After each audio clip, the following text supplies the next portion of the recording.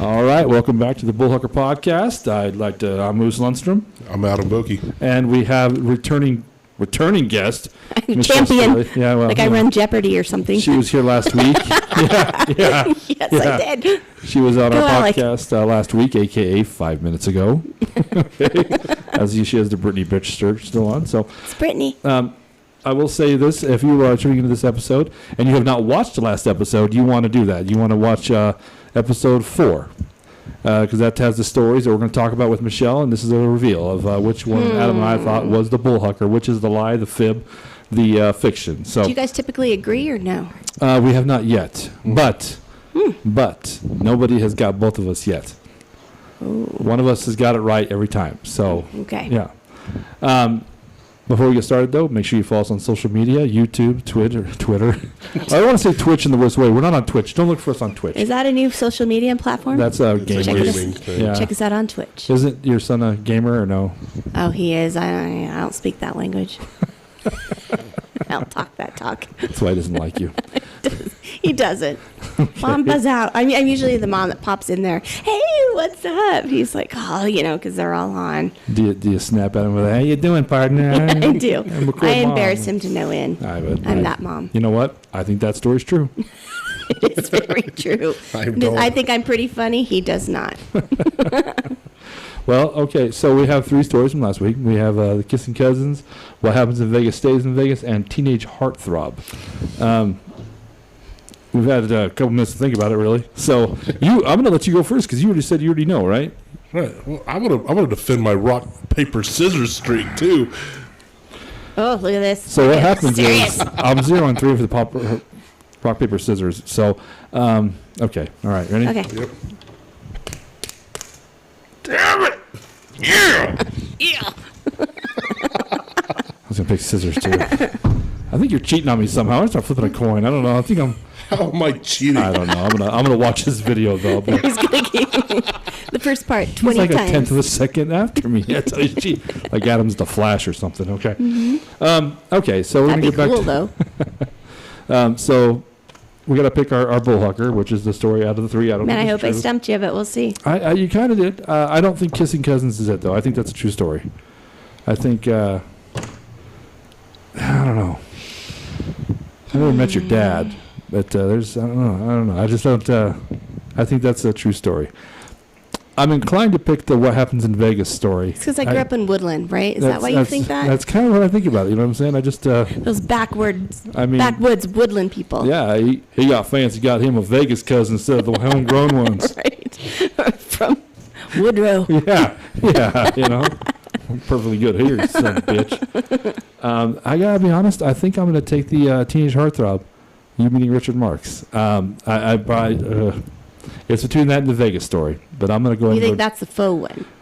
The Teenage Heartthrob. I'm gonna call that as my Bullhucker. I think that's the one that is not true. It's the fictional story. So Vegas is right there. I want to say Vegas in the worst way, and when you tell me it is Vegas, I'm gonna be super sad because that's gonna make me 1-3. But I'm gonna go with Teenage Heartthrob. I think that's. Okay. I'm gonna go with that. How much have you looked at Ty? Just gonna put that out there. The redhead you have living at your house. Have you seen his singing capabilities? Ooh. Oh, Becky. Yeah, but he looks like his dad too. Yeah, he really doesn't. I'm sticking with 3. You're sticking with the what? I love you, Staley, but if she stayed with you, would you go with Richard Marx? I mean, come on, man. You know? That's all I'm saying, okay? And if this is the way Ty finds out that his dad is Richard Marx, that's shitty. That's super shitty, okay? Hey, buddy. He's going on tour. He's watching YouTube right now in the background, playing, you know what I'm saying, playing video games going, what? Who the hell's Richard Marx' and then dad? the song comes on. Yeah. Here. Yeah. We'll get a meeting when he plays Bob Stock one of these years. Why, you my daddy? Oh, Richard, we got another one. You're in your damn FFA. He's got that FFA thing going. I'm going to wear my jacket. You're the 3rd redhead this week. My state officer jacket. I'm going to bring it up a notch. State officer. I know. Do you want my autograph? Is that impressive? It's an accomplishment. Yeah. Help me out here. Thank you. Right. Thank you. What office? That's good. Executive committee member. It's still an office. I was a sentinel in my chapter. So He's like, well, That sounds hey, like that sounds like no. I mean, seriously, it's still a state office. yeah. It's, My sounds dad like- wanted me to run for national office, and I was this close. I could have ran for national FFA office, but I didn't. Because oh, what, the inbreeder's advice wasn't good enough for you? No, Sorry, Dad. I'm sorry. She brought the story up. I didn't want it. I know. God, I was hesitant. I may be out of the will now. All right, Vogue. I'm going to go with what happens in Vegas. Because there was like a comment during that story that I was like, ooh, Ooh. maybe. I don't know. You think might have so? just thrown it in there as a joke. I don't know, but that's what I'm keying off of. So hopefully. So I got Teenage Heartthrob. Adam's got what happens in Vegas stays in Vegas. Michelle Staley. Which one of us? Are either one of us right? Neither one. I'm dismissing. Oh, I was going to be like, I'm going to have to give it to the tire flipper. see, I knew it. I'm gonna have to Deep give down, it I to knew the it. tire flipper. I knew it. Part of it was true, though. Part of it was true. I did win like $3,600. You didn't get married to a doctor? I didn't. Just to some, He gave his money. I put it in the slots, and I'm like, peace out. you're a horrible person, Michelle Staley. No, I am Horrible horrible. person. Horrible. So that makes you 3-1 and me 1-3. Actually, I wanted to pick the Vegas story too, but I don't know. Something told me about Richard Marx. That's just an awkward, not an awkward. That's just a really I know. Who gets weird. it? I know. Yeah. Who liked Richard Marx? I mean, that's the part I thought. Apparently 3 girls from Linden. Oh my gosh, he was dreamy though. Look Dreamy. right there. We got a celebrity. Hurry, go get your tiger beat. He needs to sign it. Yeah. And I didn't get it signed. Can you believe that? With the lips cut out so you guys could kiss each other with that damn Man. picture, you weirdos. I mean, I waited. You can imagine you have posters everywhere. Like if I ever meet Richard Marx. Really? Yeah. Is that the person you'd most want to meet when you were a child? No. Who would it be? Probably the person I want to meet, Michael Jordan. Oh, me too. Okay, that's actually mine. Yeah. Jordan was mine, yeah. Yeah. I mean, I he's got a to see him Jordan play fan. twice at, well, it wasn't McNichols, but play the Nuggets. I got to see him when he came back from retirement. Your parents loved you more than my parents loved me because I told Mom, I want to get Bulls tickets. And she's like, you think, she laughed so hard it hurt my feelings. That's how bad that was. It wasn't my parents that took it. It was after I was married. We went and saw Jordan play. Was My it second marriage. The doctor or no? It was Staley. Because he's a huge Jordan fan, too. Oh, that's cool. Yeah. I think everybody our age was pretty much a Jordan fan. Yeah. Or a Bulls fan. You know what I mean? man. So My I'm sister's telling- a huge Bulls fan. yeah, that's right. I She forgot. loves Scottie Pippen. Yeah, I forgot that. She was all about Pippen. Yeah, and I'm telling you, that series, I want- Staley's super excited. I'm like, what are we watching again? Like, usually I'm like, we need to watch a comedy. And he's like, can we watch some sci-fi? I'm like, no, we're not. Richard would watch The Last Time We Meet Again, okay? While Richard. singing to me, Staley. You want to hear his songs now. You don't even know who Richard Marx is. I do know who Yes. Richard Marx is. It was dreamy. I'm trying to think of this right here waiting. Yeah. Okay. I'm going to play it in the morning for you on the morning Are show. you? Yeah, this goes out to Larry. And I'm in a truck where I have no radio. So, Oh, I thought you said I'm going to truck where I have no radio. no, I am in a truck. I have no radio. Oh, So, well, yeah. Yeah. I'll do a live feed for you. Okay. I'll put it up there, hopefully. One thing we didn't talk about before you go real quick. One of the things I always admired about you, on a serious note, Ty was born premature, Yeah. right? And Michelle actually owns a patent. I don't You- own a patent. you invented- God, way to put the government's coming to look for me now. I don't have a patent. Oh, I'm sorry. Michelle does not have a I patent. do not have a patent. She has an idea. Yes. But you did invent something. Yes, I did, and brought it to market in 2008. A backpack that carries oxygen cylinders. Because our kid was on oxygen for 2 years, and yeah, kind of on hold right now with COVID. Oh, really? Mm-hmm. That'd be, I mean, so you are selling them still, or you're not I selling them? was up until everything hit with COVID. and- Okay. And now, Because no my dice? product's manufactured over yonder. Over yonder. Overseas, okay. Yeah. So when this all lifts, how does someone get a hold of, or how does someone get product information on that? Or I'm not sure whether it's going to come back after all this. okay, So I might be looking for a full podcast job. okay. just saying to help people who need to breathe. Michelle Yes, Monster. exactly. Okay. What's interesting though is because of what we're going through right now with the pandemic, more. So my mentor for the last 10 years that I've worked with my oxygen company, he still works with the Lincare, which is one of the biggest oxygen providers in the country. And that's who originally bought my product. Right. And they have for the last, let's see, how many years now? Why can't I can't do 12. math right now. Thank you very much. 2008. Yeah, 12 years. They are kind of interested, but what's interesting is more people are going home on oxygen now, so there's probably a bigger market for it. Right. But it's like $30,000 for a production run. So Really? then there's that. You don't go into radio to make a lot of money. We'll just put it out there. Right. So Well, you know what you're getting paid for podcasting? a little bit more than what I make in radio. I got a free water if you'd like one. Wait, is that you've drank out of? Thanks for that. You know what I'm Larry. saying? What do you want me to do, Michelle? You know, times are tough. You pick I know. So no, it's a good thing. I was thinking we might be able to share part of one of my whiskey videos at the end of this. Absolutely. There's a funny part to it. Okay. Sorry, Robert, but I think it's a funny part. Well, we'd have to share it at the last episode, so we'll just put it on. I'll put it on there. We'll see if it works out. I think it's kind of a funny segment. I'll tell you guys out there what happened. I don't want to put Robert through it again unless it's going to happen. Yeah, we can put it at the end of the last episode, cool. and then we'll definitely do that. So Well, thank you. This is fun. I have a gift to Gab, the Sherman gift to Gab. That's my maiden name. That's how I made it big in radio somehow. Not that I'm big. I've been there 2 years. You're massive. I still carry out the trash and clean the toilets, but hey. You know what I mean? Yeah, but you're famous for it. You know what I mean? I am? No. No, In my not eyes. so much. In my eyes. Okay, thank you. All right, That's Michelle, all that in my matters. eyes. Adam didn't even know who I was. I did know. Or what? He knew who you were. He didn't know if you knew who he was. Yeah, I did. So, I did. You embarrassed me that one time in the crowd. Doing one of the comedy shows, yeah. Thanks for that. Not a problem. She's been a little payback. So. Yes, exactly. Well, guys, we're going to wrap this up. So Right. I want to thank you so much for coming on, Michelle. You were a lot of Thanks for fun. having So I should have stuck with my gut on that one. Sorry. I'm just curious as to what I said, but maybe you can't what say was that it? right What now. was what? No, you made the comment about we were getting married, and you were at the chapel, and something about reliving the memories of your dad marrying his cousin in that chapel. Yeah. And I was like, she just said that she was just like found out about that recently, like within the last few years. And then I was like, but I don't know how long she's been married. And then you said something about the bedroom furniture for 20 years. So I was like, okay, pieces all fit together. Oh, so dang it. I should have said that after the fact. that's why I said you might have just been saying it as a joke, but that's why I No, you never know. Mungo's just been staring at the wall.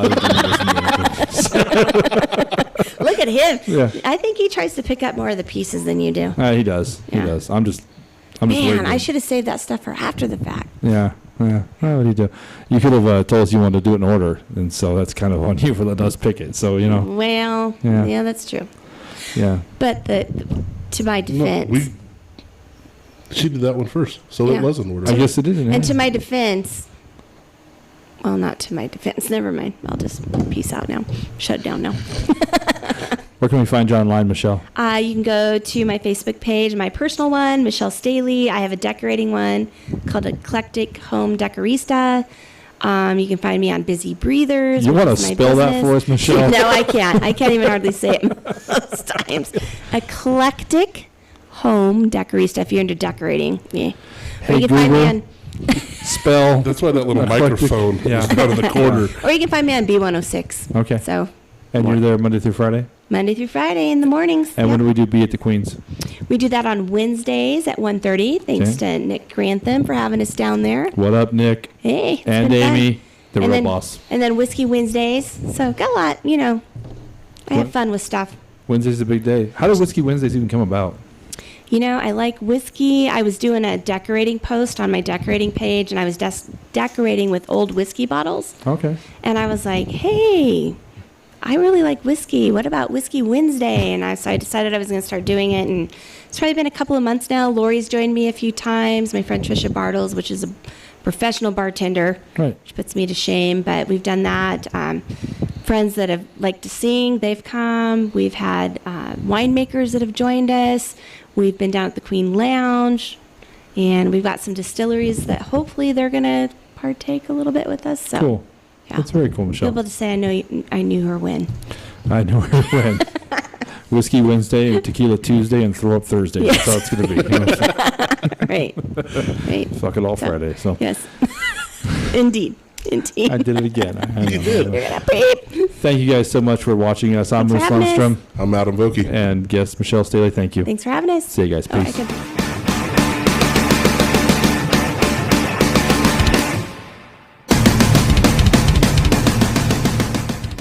All right. Welcome back to the Bullhucker Podcast. I'm Moose Lundstrom. I'm Adam Vokey. And today we got Sean Kelly in the house.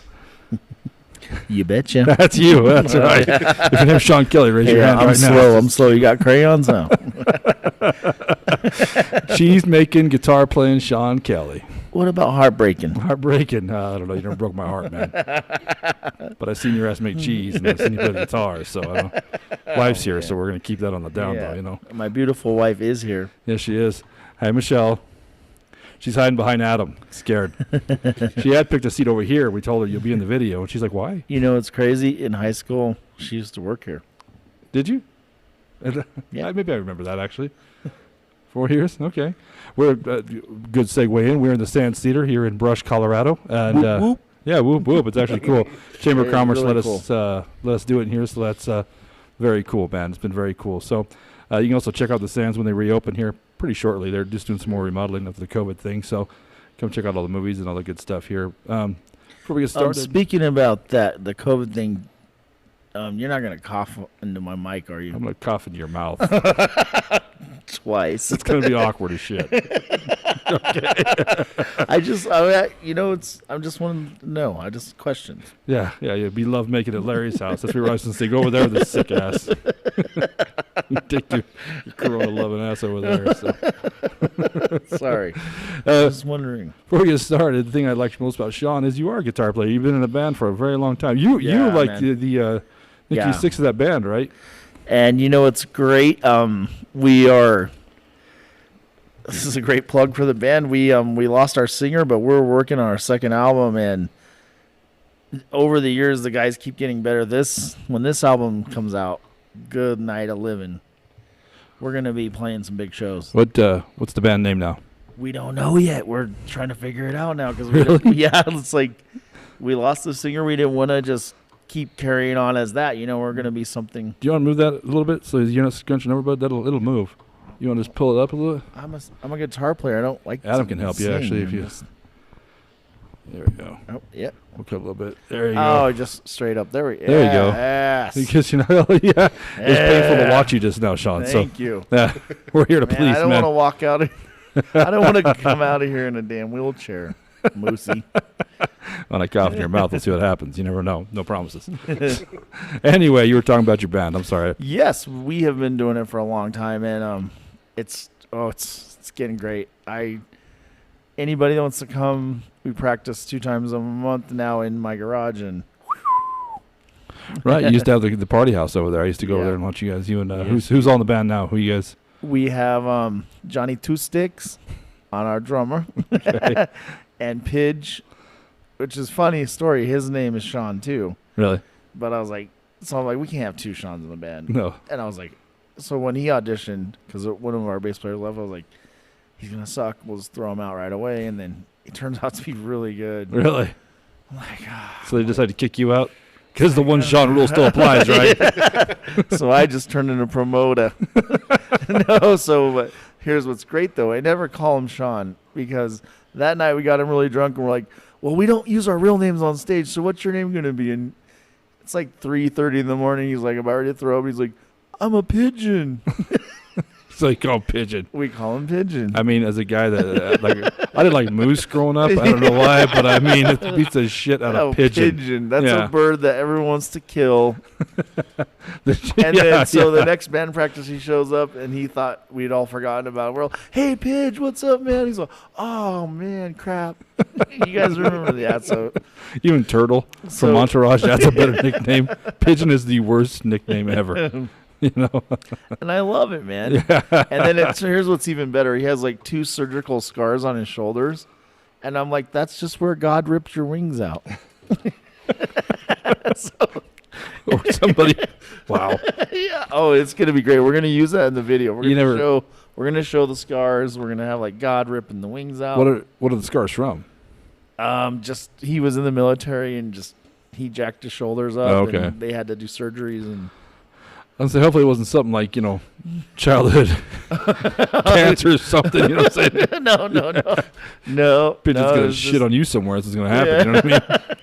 He goes home and cries himself to sleep. I know where because Sean makes fun of him for his childhood scars, you prick. Larry, I'm always the bad guy. This is my night to shine. It is your night to shine, Sean. It is your night to shine. Last time we had a podcast one time, you missed the episode with Sean. I can't remember, you were out of town or something. Probably working somewhere. Yeah, I can't remember where you were, but it was you and the band. We were at your house, and Cody was there. Oh, yeah. And it was at the pool table in my kitchen. There's like this much room to move. Yeah. We weren't on video, though. So if there was this much room to move, it's a good thing my big ass. Yeah.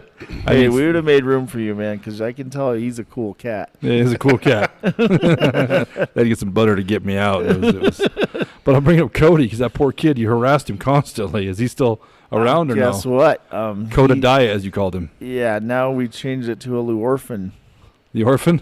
Lou Orphan, because his last name is Luark, but we call him the Lou Orphan. I was hoping his dad didn't die. I'm like, what's wrong with you, man? But we're actually thinking about bringing him back into the band. Okay. That's going to be a surprise, though. But you don't know what the name of the band's going to be. No, we don't know. You don't have anything?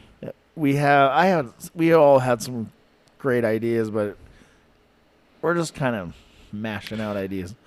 I'll give you a hint, though. It's going to be related to space. Okay. Probably. How about something like Purple Coffin? I love you, Matt Gordon. I know for a fact it's not being used right now. I was going to say get Pigeon drunk and let him pick. He's like the name oracle, apparently. Right. So just write a bunch of words on the concrete, get him drunk, and watch him stumble out there, whatever he falls on. Whatever the left hand and the right hand fall on, that's where we are, Okay, so I had this band name I thought would be awesome. I thought we would be called Space Trash. And his name is Pigeon. He's like, that's trashy. We can't have anything trashy. And I'm like, dude, your name is Pigeon, and you're yelling about So, to defend Pigeon, would you want to be Pigeon and in a band called Space Trash? You know what I'm saying? It's double jeopardy, Sean. Leave him alone, What are your chances of ever having sex again? Well, if I'm a Space Trash, probably 0. Sean. Space Trash. What's wrong with you? Hey, it sounded good at the time. It did. Space Trash, mother. Right? Okay. Oh, see, he's a 90s baby. He knows. But Sean's been playing guitar for... When did you pick up the guitar, man? When I was 13, when my sister would leave her room, I'd sneak up in there. You play her guitar? She was partying too much. And really? Oh, yeah. She brought the instrument into the house because I couldn't afford one. But right. And she had this little crappy 5 watt crap amp like the size of a damn loaf of bread, but she was always gone, and the guitar was not bad, and so I'd sneak in there, and then eventually she just got tired of me, and she wasn't using it. She's like, "You just take it, get it out of here." I'm like, "Cool, all right then." Really? Yeah, that's how. What kind of guitar was it? Dude, it was like pink. It was like if Sears. It was like if Sears. No, it wasn't pink, but if like Sears was selling a guitar, it was like shit. Really? It was just called shit. What are you playing nowadays? I have a lot of guitars, but I'm stuck on it's a Dimebag. It's the Signature Series Dimebag when he passed away. All right. And I saved up a lot of money to get that because I thought, okay, he just died, and this is gonna be the only release they're gonna do, and I didn't have a lot of money at the time. I was borrowing money and selling stuff, and then I got it. And then like 2 months later, they came out like 17 different models of that guitar. Right. So for like half the price. Oh, yeah. That's how it works. But the tone on that thing and just the way it sounds. And last time we did the podcast, we haven't got to do this yet, but we would pick a band or whatever off of, what's that online? Oh, gosh darn it. It's where bands go on. It's all the local guys get online. Anyway, we'd find bands on this local, like amateur bands or whatever. Oh. And you know what I'm talking about. The minute you said Reverb Nation. Reverb Nation. Oh, right. Yes. But you put your song on there. Yes. And it's funny you guys meet because you actually like the song. I remember you telling me that there was a song you really liked into a podcast, and like which one, and then it turned out to be your song that he dug, man. Oh, but I can't remember what that song was now. Do you remember which one we put on there? It was probably That was like 2014, Sean. It's been a couple years ago. No, I know. It would have probably been Porter Potty, maybe. Oh yeah. No, We had a song about drinking beer in a porta potty, so it was Porter Potty. Okay. Porter potty, right? A beer. Yeah.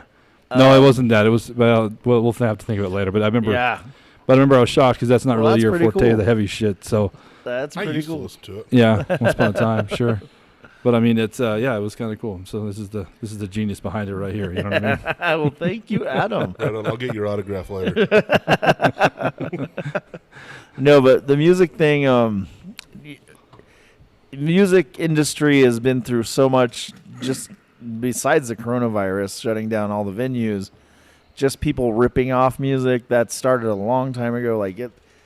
So a lot of bands, and I know comedians can relate to this.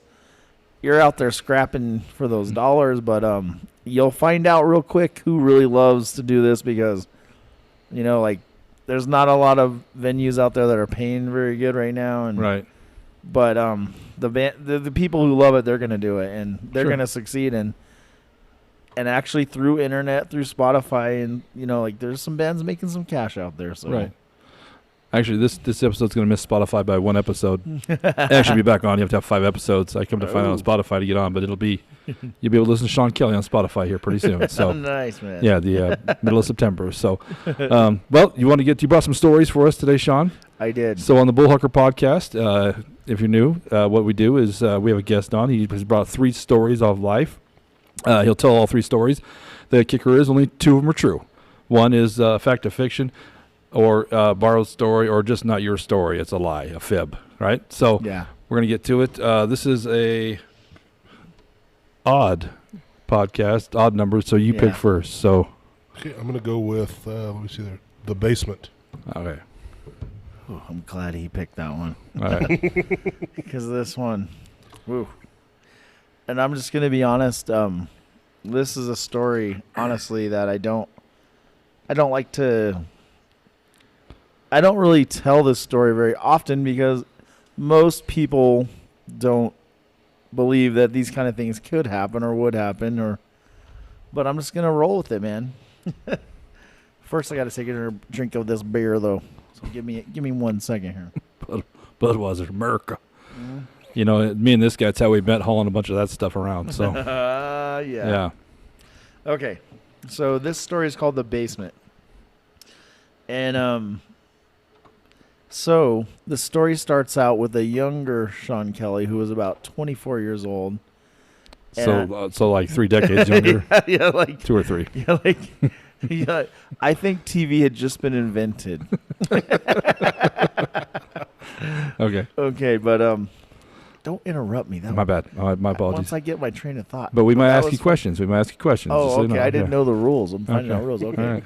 All right. So I had been asked by this girl to get married, and so I said yes.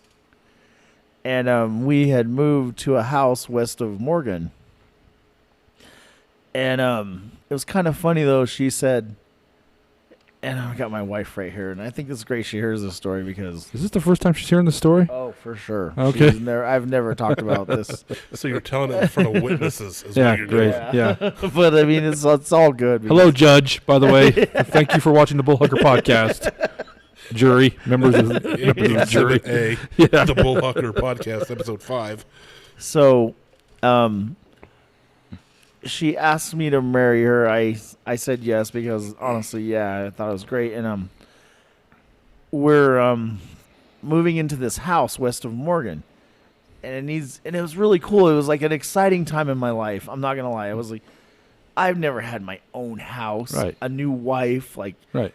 I had just gotten a new job, and I get to paint this house any way I want. Right. So I'm in there painting, and I always felt like this house, I'm calling the story The Basement, I always felt like this house would make you feel comfortable, but God darn it, if it got quiet in there, you'd start to just feel a little bit like. So I'd have to have a radio on. If anything quiet started happening in that house, man, like You start to play your sister's guitar just to get away with it. Yeah. Stuff would start happening. Okay. But I always thought it was funny that I did all the legwork. I painted every damn room in that house. So this is kind of leading up. We're leading up to things. And I was 24 and she was 20. And so, there's going to be, this is a great story, but it's kind of, it's just part of life, I guess. Okay. As, and it's a great story to tell because a lot of people are going to go through this kind of thing. So, got it all painted up. We moved in together. It's one of those great, just, iconic memories that I have of calling up my mom and say, hey, you want to come to my house? Sure. That's cool, for man. my barbecue. And, Yeah. But then some strange things kind of started happening later on. Like I remember she used to spend like 2 hours getting ready in the morning before we could go eat breakfast or do anything. But she was curling her hair. She had a curling iron back then. I don't know if girls still use them. I don't know. But You're talking to bald guys, Sean, so I don't know what answer you're looking for there, but I don't know. Damn it, Moose. The only long hair on my body, I'm not curling. Naturally curly, so please. So we by all had means. this little white cat. Like it was a little bit bigger than a kitten. Okay. And it used to jump up and it'd pull on the curling iron cable that plugged into the wall. Okay. And it would jerk her hand. And one morning I wake up and the damn cat's laying in the bedroom with me. And she's over there giggling. She's all, stop it. And finally I was like, what are you laughing about? She's all, oh, the cat keeps pulling on the curling iron. And I look and I'm like, I'm all, hey, the cat's in here. So that was right. I remember that was very clearly the first time when I realized something, and then it kind of freaked her out. And then it was a couple of days later, we had all these pictures hanging in the hallway. And I just remember hearing like a loud, like it sounded like thunderous, weird noise. And I went out there, all the damn pictures were moved, like in a weird, like someone would take them and. But back then you didn't have a lot of technology. You took little nails and then you put your picture on them. Right. So if you would have pushed it too hard, it would have fallen off. So to actually move those pictures slightly like that would have been really hard. And we're talking like 30 pictures. Right. If you did it at Adam's house, it'd drive him crazy. Yeah, it'd drive me crazy too. If I go over there, I'd just move it a little bit just to watch him go crazy. If it's not completely straight. My OCD. Off the charts. Start scratching like he's feeding for crack, So that was another thing that kind of. Right. And then she eventually wanted to have this dog. It was a Rottweiler named Baby. It wasn't a baby. It was one of the coolest dogs I've ever seen, though. Just real mellow, but you didn't want to try breaking into our crib, if you know what I mean. This dog would. And I noticed the dog kind of looking around, and I'm like, what are you looking at? The dog was kind of sensing some things. So the story's called The Basement, and every time, I forgot to tell you about the layout of this house. It's really cool. It's like an old farmhouse. 2 bedrooms upstairs, a big living room. Right. Then your small kitchen, and then there was like these stairways that went down to the basement.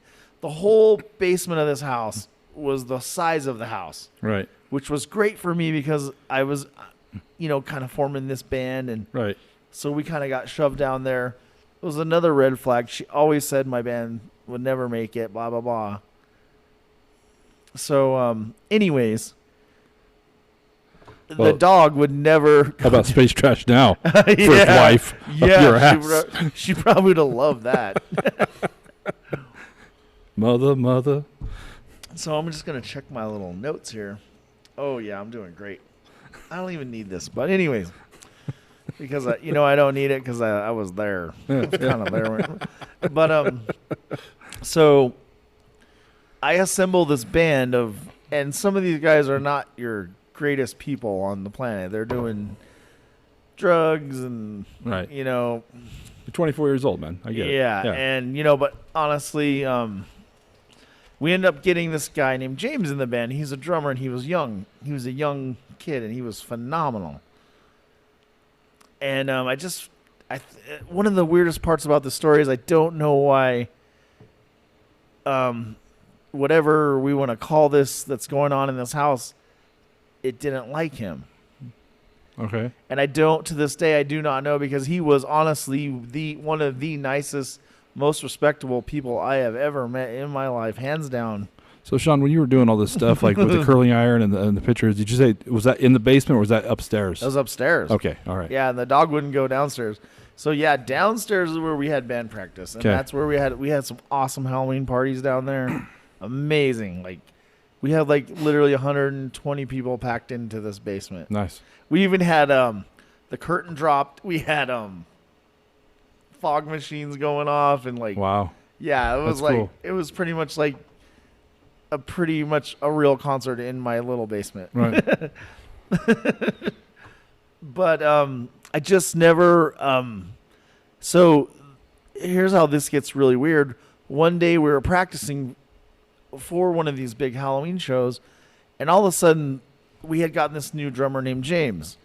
And all of a sudden we're like right in the middle of the song, and I thought he jumped up, and he just runs out of the basement, jumps in his car, and drives off. And here's what's really weird. It wasn't even dark yet, because we were, we're practicing. Right. And everyone thought, well, he's this young punk, and he can't handle it. He took the wrong acid. He took the wrong I was acid. thinking he left the oven on. We all do it. And so I called him, and he wouldn't answer. And like 2 days later, he finally calls me back, and he's like, do you want to know why I left? And I'm like, yeah, I think everyone wants to know why you left. He's like, I'm sitting there right in the middle of that song, and I know he wasn't joking, because I remember which part it was. He's like, something literally grabbed me and picked me up off my drum stool and freaking like slammed me up against the wall. Really? Oh, yeah.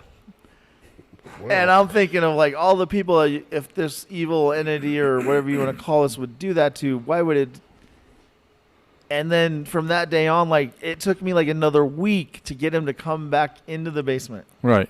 Well, yeah, you got assaulted, man. Yeah. But like the love of music. So he ends up coming back, and we're getting ready for this show. And then here's where it gets kind of weird for me. I remember I just felt like I wanted to start painting down there. Okay. And so I went and bought all this paint, and I was just painting the walls like a lot of just weird black, and the painting got really weird. Right. And we were just renting this house, so like I probably didn't have permission to like Yeah, you don't. But you don't at some point I just said I don't care. Right. But I remember I would think I was only down there painting for like a half an hour, and it would be literally like 3 hours later. And I remember. Wait, what do you mean? What do you mean? I literally would lose 3 hours. I thought I was coming back up the stairs, and I was going to look. Cause we always had the clock on the microwave. Okay. And I thought, okay, it's going to be 1 in the afternoon. It'd be like 4:30. Okay. And I literally wasn't drinking or anything, and I was just down there. And not a lot of paint fumes. Like, so that was another thing that was really, I was losing like hours down there. All right. And then, but I got this really cool idea for the Halloween party. I would paint one stair white, one stair black, one stair white. That's a horrible idea. That's like space trash bad idea. Oh, it was bad. We ended up having like 15 people fall down those stairs. Wow. You painted your stairs like it was on an 80s sitcom or what? Okay. So now I'm going to check my little cliff note here. But this is where, so we had that party. Life was pretty awesome. But I still couldn't understand why whatever it was in the house did not like James. Right. And so we had another practice, and then I was walking him because he was leaving, and my ex-wife was already asleep. And this is when the first time I knew something was up. We went up through the basement, through the kitchen, and we're coming through the living room, and we have a couch sitting right by the door. Okay. And the damn couch cushion is pushed down. Like an indention. Like somebody's sitting there waiting for James. Really? And as soon as we walked into the living room, it raised up. Really? Oh, I swear to God. I'm Sean, be more concerned that it didn't like the evil entity didn't like James, but you were okay. I mean, that's where I'd be concerned. Like, you checked out in its book. You know what I mean? Like, you know. You pissed the ghost off when you put a seatbelt on the drum stool. So Safety no, cards. but, like, hands down, that's when I realized, okay, young James isn't telling.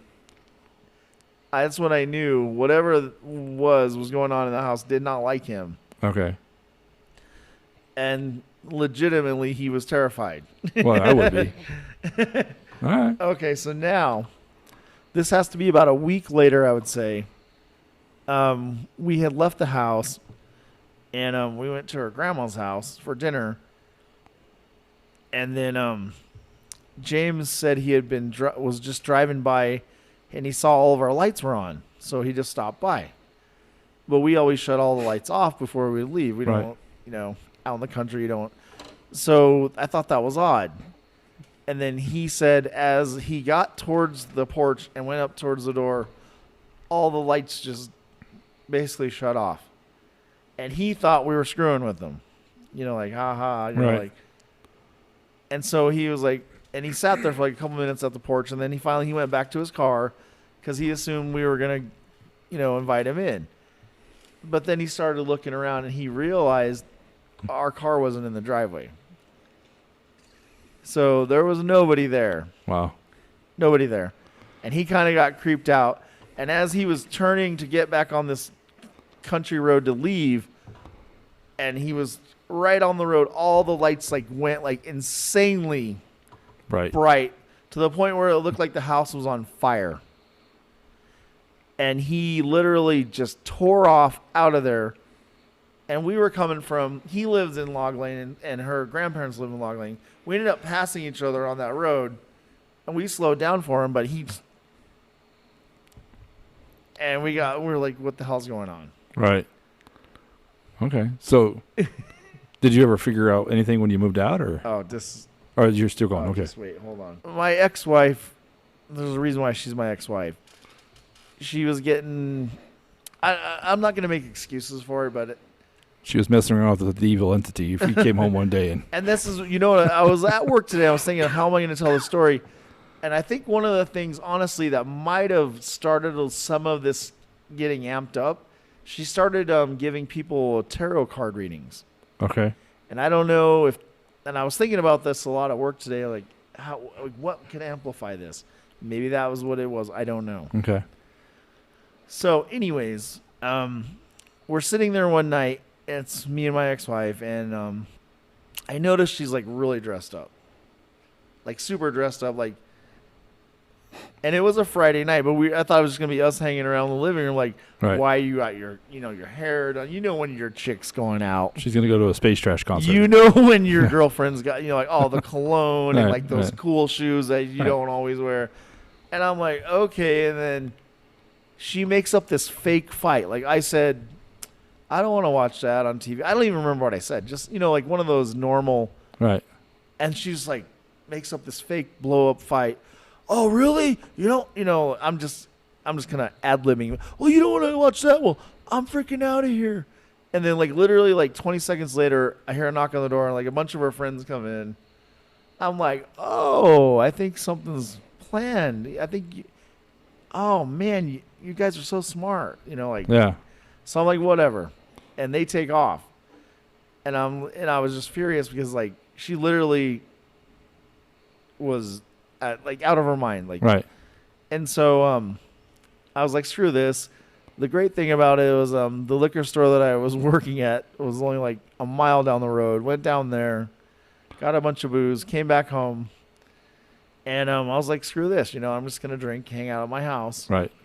And then that's when a lot of the same things that James was describing to me started happening to me. Oh, really? Like, all of a sudden, the lights, they would get like literally so bright, you would literally think your house was on fire. And the dog just terrified, like And this is a huge, full-grown Rottweiler is like literally pissing itself. And then I had the radio on, and it started going. The numbers on the microwave started spinning. Wow. And I'm like so scared. Like, I get to the phone and I'm trying to dial because I have a friend that lives like down the road. I'm like, I'm freaking out. And I dial his number and I hear this like this creepy ass voice. And I'm like, oh my God. So I hang up the phone and I'm just like trying to figure out what my next move's going to be. And then all of a sudden everything just stops and the phone starts ringing. And I'm like, should I answer this? Yeah. And so I answered it, and thank God it was my friend Justin, which Hefner? Yeah, it was Hefner. Because he used to live, actually, where you guys used to do the comedy shows? He lived right behind there. Okay, yeah. Because I used to live literally like, you could see my house from there. Yeah, I remember there when you lived there. Yeah. And I was never so glad. And I'm like, but it was weird though, Larry. He was trying to call me for like hours before that. And he was like, dude, I just had this feeling like something was going on. Like it was like a friend intuition. I don't know. But I didn't know how to tell him like, hey, dude, like I need to get the F out of here. Right. He's like, dude, what's going on? I'm like literally almost in tears, like freaking out. And he's like, I'll be right there, man. So he goes bolting down the road, flying in my driveway. Right. I come running out of the house. The damn dog runs right behind me. We jump in my car. Now here's where it's even funnier. Put the key in. I'm like, I got to get out of here. Right. I don't care what happens. Like I'll go. Like I don't ever want to go in the house again. Right. Turn the key. My car won't start. Oh no. And it's literally following me, dude. Like the dash shit in my dash starts. Really? Yo, I swear to God, I would not make this up. And the dog is in the backseat, like, paws over its head, and like, and Hefner's like, oh my God. He's like, dude, this is nuts. He's like freaked out. Right. And then finally, the car starts. We bolt out of there. We go to Hefner's house. I let my dog out in the yard. We kind of hang out. We talk for a while, and then his kids and like his wife, they're all just they're you know how people are. They're thinking right. I'm full of shit. And I said, okay, well, and then he's like, how could we prove that this was happening? I said, well, a lot of the things that were happening were related to light bulbs in my house. And he's like, I've got a bunch of light bulbs in my garage. I said, let's go out there. That was another bad idea. So we go out to his garage where his car is now parked. Right. And there's these lights that are hanging up above the car. And then he's like, he starts getting like kind of mouthy. He's like, oh, yeah. Like, did you follow us over here, mother, bro? Beep, beep, beep. He's like, if you did, shut the lights off now. Boop. Lights go off. I'm getting freaking goosebumps, dude. Lights go off. And that's when his kids ran inside. And that's when his bass and his voice dropped about 3 notches. The nice part is, at least it followed you to Hefner's house and leave you alone. He can stay here, man. Yeah. But no, I'm not making any of this shit up, and I very rarely tell this story because it's just too insane. Right. So, but being as we toyed with this thing for like another hour, question after question, and every time the question came up, because there was 2 light bulbs in the garage. This bulbs, everything we said, it would correspond. It was. So at the end of the day, I mean, you moved out. How much longer did you live in that house? This is a great story because it's going to end real quick. Okay. It's going to end real quick. So I never went back that night. I stayed until the sun was coming up. And, at that point, you're exhausted. You got to go home. The dog's tired. Got the dog back in the car. Go back home. And then here's what's ironically, years later after the story, I find out the night that she made up that fake excuse for the fight and then all her friends left, that was the night that she first cheated on me. Oh, really? And I didn't find this out until like years later. I had no idea. So obviously that marriage was not going well. But so a lot of things happened, and a restraining order got involved. I was trying to get her dog back to her. So here's how this story ends. Okay. I didn't stay in the house very much longer at all because court ordered I had 7 days to get out of there, even though I was the only one living there. Right. Which I think is still, to this day, makes me very angry. Right. She wasn't living at the house anymore. Right. And her boyfriend were breaking in there and stuff. But anyways, to summarize this story, I wasn't even able to be there to get the crap out of my house because of this court-ordered whatever. So my family members go to get some of the last remaining stuff out of my, because I had moved a bunch of before the court order and everything. Right. And this is where it gets really creepy. So I've got an uncle. His name's Tim, and he's a big dude, huge. You know, like, you don't mess with Tim. Everybody knows that. And a bunch of my aunts and my mom and my sisters, they're all just there to get like stuff out of. I basically had like stuff out of my bedroom, and it wasn't like a lot of stuff. Okay. As they pull up to the house, this like 2 foot, I'm going to call it like a raven, comes down onto that awesome porch I was always telling you that I had in the front of the house. Right. And just sits right there by the door as they pulled up. And I don't know if you've ever had a raven at your, or I don't even know what this bird was, but this is not a typical bird for Colorado. Right. And it was pure black, and they were like, what? And so they went to the door, and as soon as they turned it, this bird started attacking my aunt. So, like, this bird is attacking them. So finally what they did was they'd have some people, like, batting the bird with, like brooms and shit, while my Uncle Tim ran in and grabbed what he could. You grab the bedroom set. I'll fight the raven for the next 10 minutes. I'm getting tired from swinging at this thing. Tim, your turn to fight the raven. But my mom calls me up and she's like, I'm like, so is all my stuff at your house? And she's like, no, we couldn't get it all. And I'm like,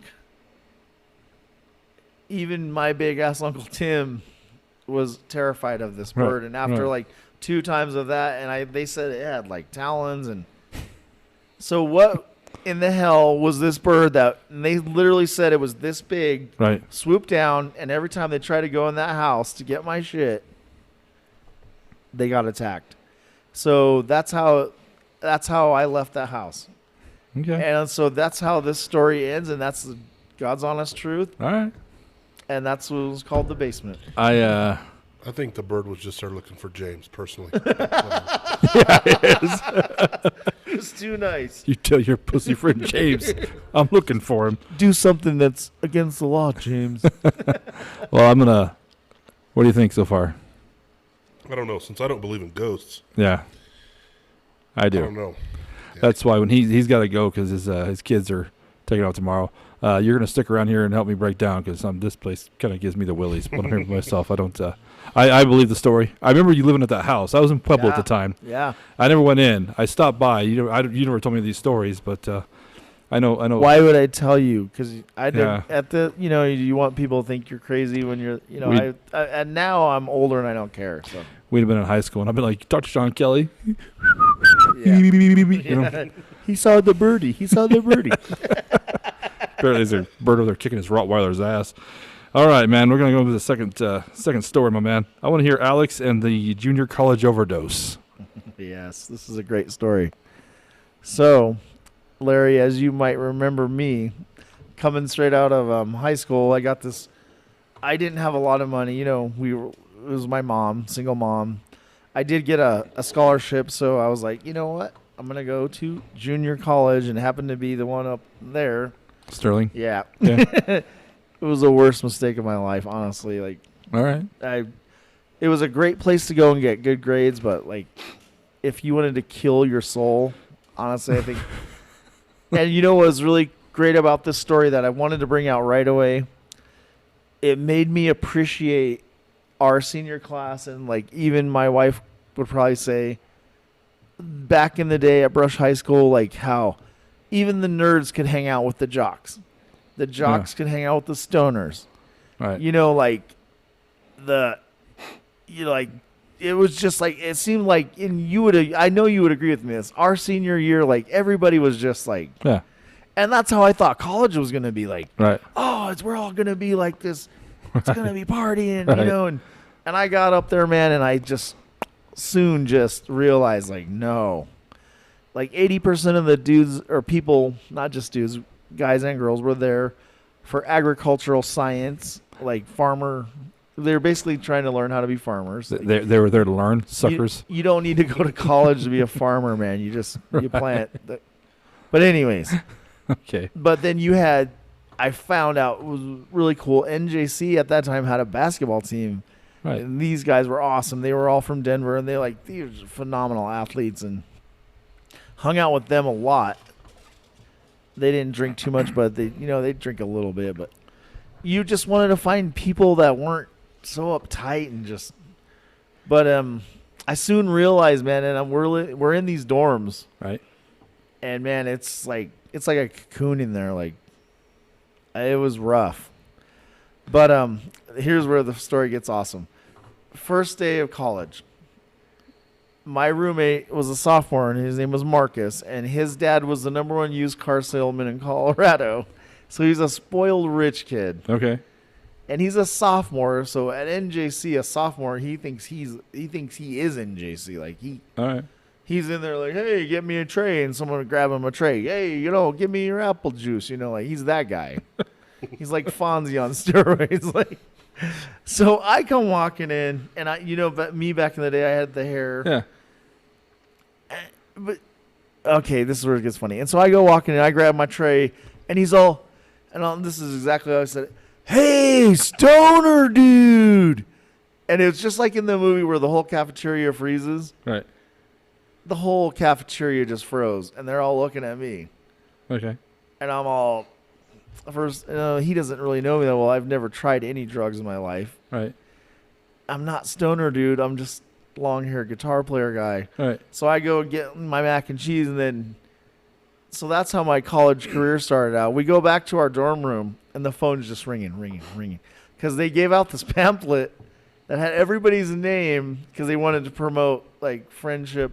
It had your name, and it had your dorm phone number on it. Nice. Because there was only, like, 3 numbers, like 247. And I think that was so let's assume it was 247. 247 blew up for like 3 weeks. Man, can you get me 2 pounds? Can you get me an ounce? Somebody asked for 2 pounds. My God. That was a macaroni and cheese. That was me.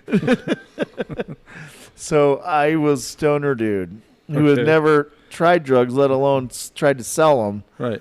But if I would have been a legit salesman, I would have graduated early. You know what I mean? Right, right. And it went on for like 3 weeks until finally everyone was like, he's not the guy to get your drugs. Right.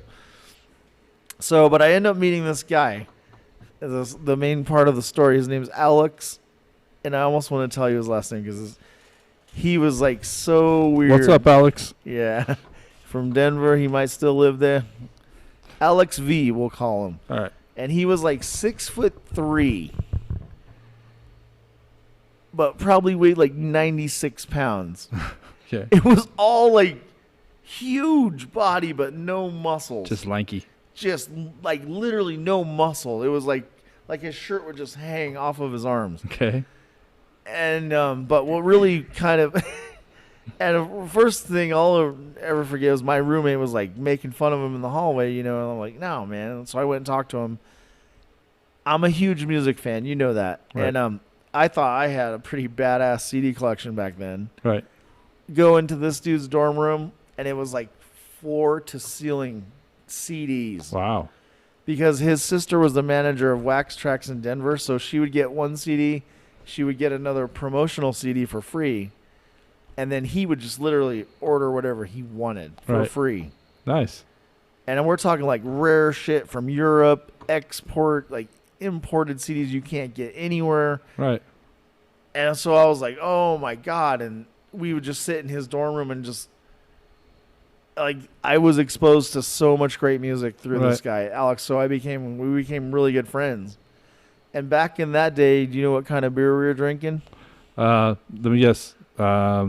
Starts with an H. Heineken, no. You can have it for Thanksgiving. I have no idea. Hams, baby. Hams draft. We used to smuggle it. I had this old That's football so white space duffel. trash. Yeah, I know. Dude, it was what everybody was drinking because it was so cheap. Hams, Not okay. just me. But I had this old duffel bag. You remember those yellow duffel bags you put all your dirty football crap in? Yeah. Oh, yeah. With the pool strap. Yeah. Well, they were going to throw one away, and Trites, I'm all, hey, Trites, can I have that one? He's like, yeah. So I ended up getting one of those, and that's what I would take my laundry home, or to get my laundry done. Uh-huh. But soonly, it wasn't my laundry anymore. It was just packed with as much beer as we could get in there. So in there was like a lady at a desk to get up to your room, laundry. I'm like, yeah. And she's like, okay. And I'm like, it's just like full of hams. You said cheap beer and 2 Budweiser, guys. What was your first? What do you mean by first? Your first thought when he said cheap beer? Well, first I thought like Busch Light. Yeah. It was like Natty Light too. Yeah. I thought you were going to throw a King Cobra or some malt liquor. Oh, on me. yeah. But you can't, you can't have a Hurricane. Ooh, yeah. That's a good call. Okay, I forgot about Hurricane. Yeah, but if you want to go like 30 packs for cheap, that was hams. Dirty 30s. Yeah. Anyway, you have your duffel bag full of ham. Mm-hmm. And so that's how I got to know Alex. And then, so the whole first year of NJC, it was kind of like a big ham. It was just a. Right. So at the end of that year, we had like one big party or whatever, and then I didn't even want to go back, honestly, but I figured if I can do it, but I'm not going to stay in those dorms. There's just no way I could do it. So I ended up staying with my mom, which ended up saving me a lot of money for tuition or like the dorm fees and everything. So now I'm not living there to protect little Alex, right? Okay. So I'm just driving down there, taking my class. I go back. I started noticing down the hallway where Alex's room, it was cool. He had the same dorm room 2 years in a row. Okay.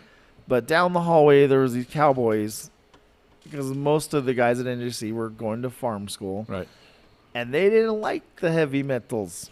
They didn't like the scorpions and, So instantly, and back then it was weird. Like, it's like you guys are fighting over music. Like, is your life that fucking boring? Right. But they didn't like him, and you're like, it's not hard to beat up a guy who weighs 90 pounds, and right. like I guess he had gotten beaten up in the hallway, but what I ultimately ended up finding out was Alex, and I knew this, he was super smart, right, aced through all of his classes, never did homework, and some of these other guys were up for the same scholarship that he was, and this was the second year there, so everyone wants to get the hell out, right. And so I thought it was kind of weird because one of the times I went in there, these guys were kind of hanging out with them. And he's like, yeah, these are my friends. And I'm like, no, Alex, these guys are not your friends. But that's kind of a prelude. So that weekend he comes down to Brush with me. We go to this party behind Cattleman's. Okay. There was like this abandoned house back Dustin there. Pifel used to live there. Yeah, I went to those parties, yeah. The house that should have been condemned. Yeah. We would draw the weird. Yeah. And so 90-pound Alex ends up slapping Ryan right in the face. Okay. Like out of the blue, and like I'm trying to vouch for this guy. Like, this is my friend from Sterling. Nobody likes him, and he's weird. And he drinks like 2 beers. The next thing you know, he just like that man slap where you hear it like all the way across the road. Yeah. Like that good one. Yeah. Hits one of the meanest guys you would ever want to do that to. Right. And the next thing you know, Alex is laying on the ground like a swollen eye. And I'm like, dude, why did you do that? And then a couple hours later, we're going over to the brush park in a pickup for, I don't even know why, but he falls out of the back of the pickup because he's never ridden in the back of a pickup before. Okay. Because he's from Denver. Falls out of the back of a pickup at 30 miles an hour. Oh, so he's like rubbery guy. We scrape him up and we put Gumby back in the truck. Right. Now this is where it gets a little dicey though, because I was telling you those friends of his. So we had like it was weird that year. We had like 3 days off before the last finals of the year. Okay. And I don't know why to this day, but so that gave more time for his friends to hang out with him. And then that Monday, we were going to take those finals, and that's when everyone was competing for those scholarships. Because these guys were him and his friends that were hanging out with him, they were like engineers, and they were taking the Calc 3 and, all those high advanced college classes and stuff. Okay. And so the low down and skinny is that Monday I'm no Germans on the highway. I'm getting there to take my damn finals. And I look over and I see Alex walking up. And he looks like shit. He's like slurring his speech and his eyes are like bright red, like as red as your truck.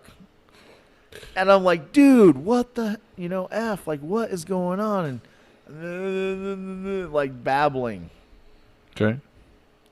And I'm like, and I'm late, and if we miss these finals, you're not going to get you got to, it's like, I don't even have time to talk to my babbling friend. I'm like, he goes in to take his tests. I find out later they had put 3 hits of acid into his beer. Who did? The guys he was competing with those scholarships with. And that was on freaking Saturday night. They did it before he brought him to Brush.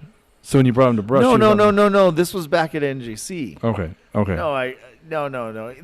That whole Brush thing was like weeks before the finals. Okay. Yeah. Right. I was just kind of showing you how Alex was just Alex. Right. He was too trusting and never been in a truck before. Sure. And but they put 3 hits of acid. They put 3 hits of acid into his beer on that Saturday before the finals on Monday. Oh, shit. And I wasn't even up there, but he kept telling me, these are my friends. And well, 3 hits of acid. And I just honestly feel they said he just started cranking up his music, and he locked his door, and he was in his dorm room for like 3 days. Wow. And then he went in there to go take those tests. Because what they basically wanted to do, they wanted him to fail those tests so that he wouldn't get the scholarships. Right. Wow. Horrible, man. That is horrible. And you want to know what's even crazier? So basically, college is over then. Like, you don't really hear back from a lot of these people that you think are your friends and stuff. Like, a week later, he calls me up. He freaking aced one of the tests. Right. He only missed one question on the other one. Out of like the 4 exams he had to take for his finals, he pretty much aced it all. Right. He got all the scholarships. Nice. And he said what he did when they gave him that acid is he sat in his room listening to heavy metal and sat there with all the books. And he freaking aced that shit. And he beat him. Maybe this coronavirus is just Alex and 5 hits of acid away from being solved. Maybe. Well, Sean, that is crazy. That's a crazy story. We're going to run out of time here. We're going to have to do a third story real quick. Yes, sir. Well, it's the only one left. My grandpa. Okay. Now, this one is a great story because my earliest recollection of my grandfather is just probably the most well-dressed human being I've ever seen in my life. Okay. And when I say that, I'm talking like movie stars, like everybody. Who was dressed better, your grandfather or your wife the day she cheated on you? Grandfather. Okay. That was uncalled for. I'm sorry. Damn, Moose. Okay, but let me get into this. I'm just trying to get a beat on how well Grandpa was dressed. Okay, don't look at me like I'm a monster. And you know what? It's freaky because a lot of people don't do this anymore. But I can remember ironing slacks, ironing your dress shirt. Sure. He would sit there every freaking morning and wax his shoes, and he had like a shoe horn. I remember and here's another freaking badass thing about him. I was like 6 years old, and he was like in his 80s or whatever. He was old. Right.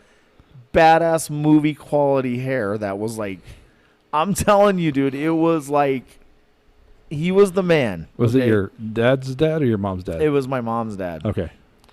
And he was a German. His name was Henry Weimer. So might as well call this story Henry Weimer. Okay. And just some of the stuff this guy's done in his life, it's mind-boggling. Okay. And so I always noticed that Grandpa had like this little bulge on the side of his head, and I would always say, "What is that?" And my grandma would say, "That's from the war," because my grandpa, his parents were from Germany. Okay. And then shit was getting heavy over there, so they had to go to Kraft, Russia. And I'm trying to like piece this all together, but they were basically they didn't like what was cracking down in Germany, so they went to Russia. And so it's kind of funny, like years later, they would always say that we're Russians. I remember my mom saying we were Russians, and I'm like, I don't know, because I'm Irish, so I don't know. But okay. So his parents ended up immigrating to the United States, and then he was born here as a U.S. citizen, and they became citizens. But one of the great things they were known for was they were great carpenters. Okay. And they actually had a windmill in their village, as it was like a bunch of refugees that had left Germany, and they figured out a way to make this windmill to mill grain so they could make bread and make all their great German dishes like cabbage pockets and all the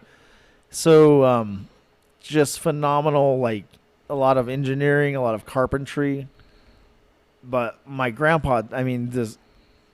And I'm sure you guys can remember if your grandpas were the same way, maybe. I'm not sure, but just like commanding respect. And, it's funny, he always had the suspenders on, and, just like every day was like we're going out to a movie shoot day with this guy. Like, I don't know how he ever did it. Like, how did you have that much time? Okay. So he's growing up. World War II starts. And now, just got to remember, not even that many years ago, his parents were living in Germany. Right. They had to get kicked out. They went to Russia for a while. Then they came to the United States. I called my mom today. She couldn't quite remember if he enlisted or was drafted, but she honestly said back then they would let the father choose which sons got to go to war. I don't know if that's true or not, but oh wow, maybe. My grandpa was like, sign me up, man. So he goes to World War II. Because I know if there was only one son had to be left in the family to carry on the family name. I know that. Yes. Because like the Saving Private Ryan thing, right? Yes. That's, okay. And so he went over there, and he became literally like a killing machine. Okay. And when I say that, I'm like the skin. He would very rarely ever talk about any of this stuff. These are stories I hear from uncles, but it was over there where like they would dig a foxhole, and then literally a body would fall in that foxhole with you. They would run out of ammunition, and it would turn into literally like knife fighting in the mud. Wow. No food. And so, I mean, to think, that his parents were from that country. Right. That's tough, man. But hands down, the coolest dude I've ever met. That's awesome. He didn't have a lot of money, but this guy commanded so much respect. Like, you would just. I wish you guys could have met him. Yeah, I wish I could have met him. How long? When did he pass, Sean? It's been a while, man. He was pushing 90, but I'm just gonna kind of collect myself here. But yeah, it's well, I mean, it's spring chicken. We're not spring chickens at all. I just realized my grandmother passed away July 15th on my 20th birthday. I just turned 45. Yeah. So it dawned on me because I always go visit her grave because I miss my grandparents very much too. I was raised with them. So I get that. I mean, time flies. It's insane how quickly it flies. Yeah. It's been a quarter of a century since she's been around. And the scary part is, not scary, but the sad thing that makes me sad is I can't remember her voice. You know what I mean? Yeah. I can kind of remember, but I can't really. That's hard. My grandfather, I can, because I had him for a few more years, and he had a special place in my heart as well. But not to change the subject a little bit, but eventually my mom's going to be on this podcast. Right. Nice. So, That's awesome. but I don't think I'll be the one doing the questions. I'm probably going to bring in Michelle Staley and her and Adam will take shots at Mom, and I'll just sit here and laugh. But because I've heard all her stories. I know all your stories. I know about you, Mom. I'll come at you. Thinking, oh shit, you just that's what you think. But that's tough. It's tough because to remember your grandparents because But I don't want to have me like kind of getting emotional and stuff ruin this story because there's so much I need to say, and we got a few minutes, so. Okay. But I would have to say I've met a lot of people, and that guy he was so soft spoken, but whenever he didn't speak a lot after the war, but when he did talk, I guarantee you everybody in that room. My grandmother used to have a saying, was it spoke quietly and carried a big stick? Yeah. Was that the old saying? Walk softly. Yeah. Oh, there you go. That's yeah. right. But he was funny too. Like he always had Copenhagen. It's the first time I ever saw Copenhagen. In that really nice $80 dress shirt, there was Copenhagen. Right. And he would give it to the goats out on my mom's farm. Why would he give it to the goats? Just because he knew, man. Like just. Okay. That's my grandfather. Like so. Those goats could have fought off a raven. They were so hyped up, So now World War II is going on, and we're getting deep up in it. Every chance, because they paid him and stuff, every chance he could, he would send the money back home to his sister here in Fort Morgan. Right. And because he wanted to be a farmer, he wanted to have a farm, start a family. And so she was taking all his money for 4 years. And this goes on almost 5 years. Okay. Brutal.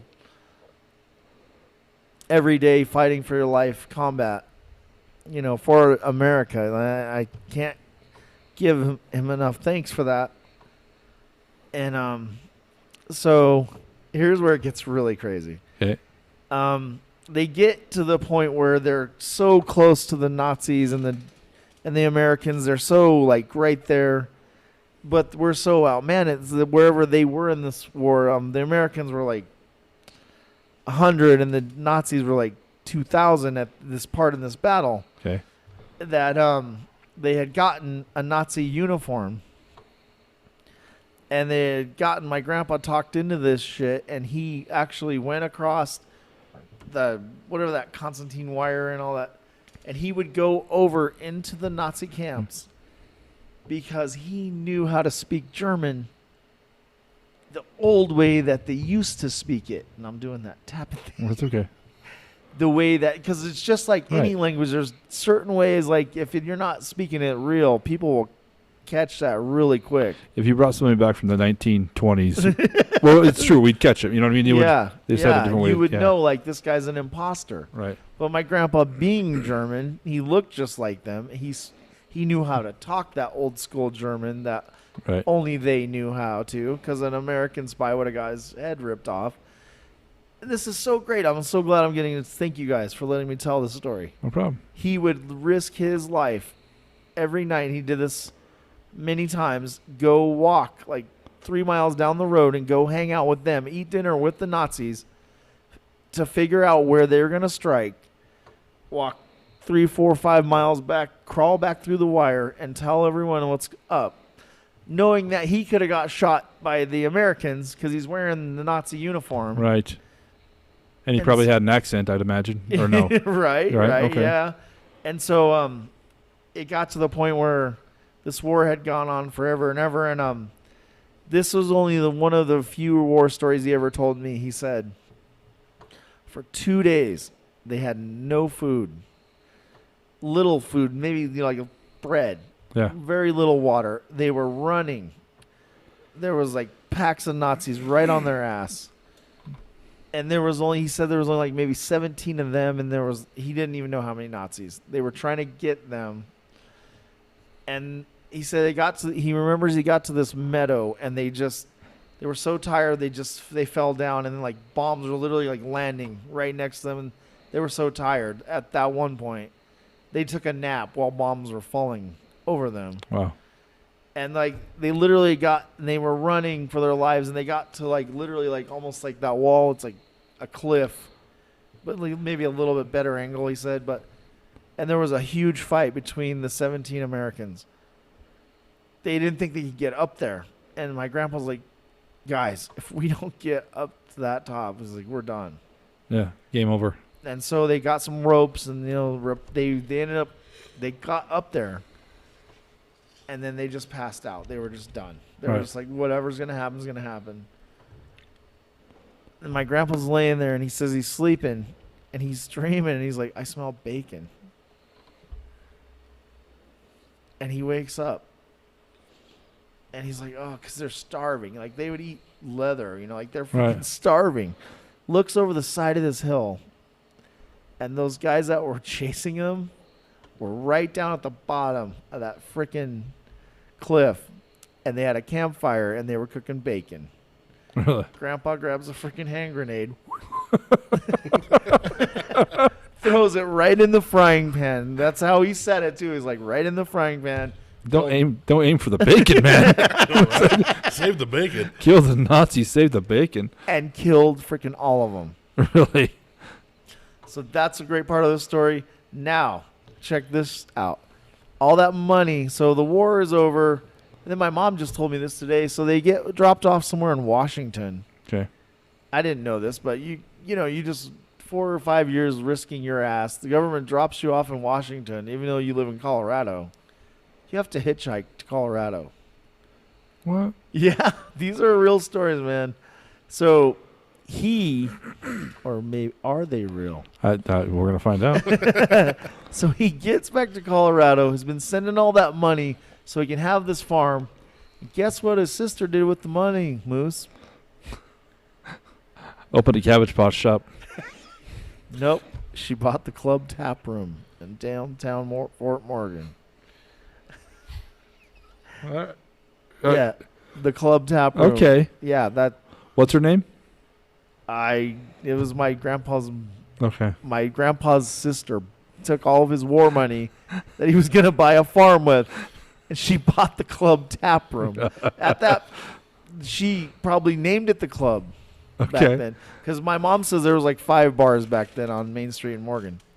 Okay. But yeah, literally, I don't even know if it was called the club, but she had bought a bar with his damn money. So the money he was going to go to NJC with and learn how to be a farmer. What in the fuck?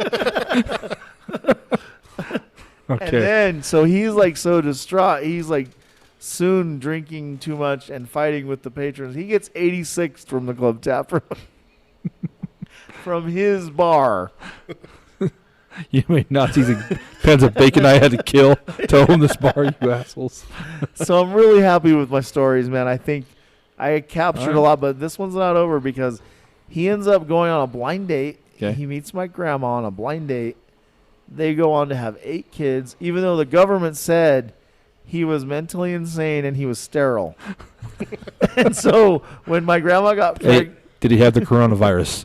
Was he positive for COVID? I don't know. Because that might all be bullshit. I don't say. But so when my grandma got pregnant the first time, it was a big whoa. They all thought she was cheating on him because the government said he was sterile. But he went on to have 7 more kids and a great Or she life. cheated 7 more times. Yeah, or she cheated 7 more times. Or Grandpa wanted to get lucky a lot, so he's like, I don't know. I'm supposed to be sterilized. It's a miracle. It was a fluke. Oh, wait a minute. I got to throw this last part in. So then, a couple years after World War II, the government is going to choose one person from each state, and they're going to have a statue of that soldier go to Washington to be on this thing, and guess who gets picked? The owner of the club tap room. That's what I was going to say. Your grandfather. Yes. Okay. Yes. That's awesome. And he got chosen, and he was an Army guy. He got Purple Heart. He has his list of stuff he did is like this long. Purple Heart. I know he had like all these other awards. He was the one that got chosen. And then here's what's really sad. When we were going to go on this trip to Branson, Missouri, we realized that the museum in Washington went bankrupt, and they bought it and moved it to Branson, Missouri. Oh, wow. Yeah, so like you can have war heroes their statues can be bought when they go bankrupt, and That's crazy. That's Yeah. not even crazy. That's just sad. but my grandpa was chosen to represent Colorado. That's awesome. Sweet. All right. We're going to wrap this So- part of the episode up, Sean. I want to thank you for coming on. Yeah, and I want you to remember he fed the goats Copenhagen. On a side note, though, that's where they found coffee. You know, that's how that's how coffee was discovered. Is was it goat or sheep were eating it, and the herder had the coffee. Yeah, that's how really? that's how coffee was discovered. Yeah. So, Didn't know that. goddamn little junkies, you know. Anyway, I want you to guys thank you like for coming the on. stories? Yep, pretty good. Thank you for coming on, Bullhucker Podcast. We're gonna be back next week for the reveal. We're gonna try and guess which one we think. Do you have one in your mind right now? Yeah. You know, okay. You know where I'm going. I have gotta catch this guy. I'm 1-3. He's 3-1. So, All right. if you're checking this out, though, make sure you check us out on all social media. We're on obviously Facebook, Instagram, Twitter. Bullhucker.com is where you can find all our stuff, or on YouTube. If you go on YouTube, please make sure you subscribe and leave a message down in the comments of which one you think is the Bullhucker, which one you don't think is true. So we'll try and check that out to see if we get any responses. So I'm Moose Lundstrom. I'm out of Voki. And our guest, Sean Kelly. We'll see you guys next week. Peace.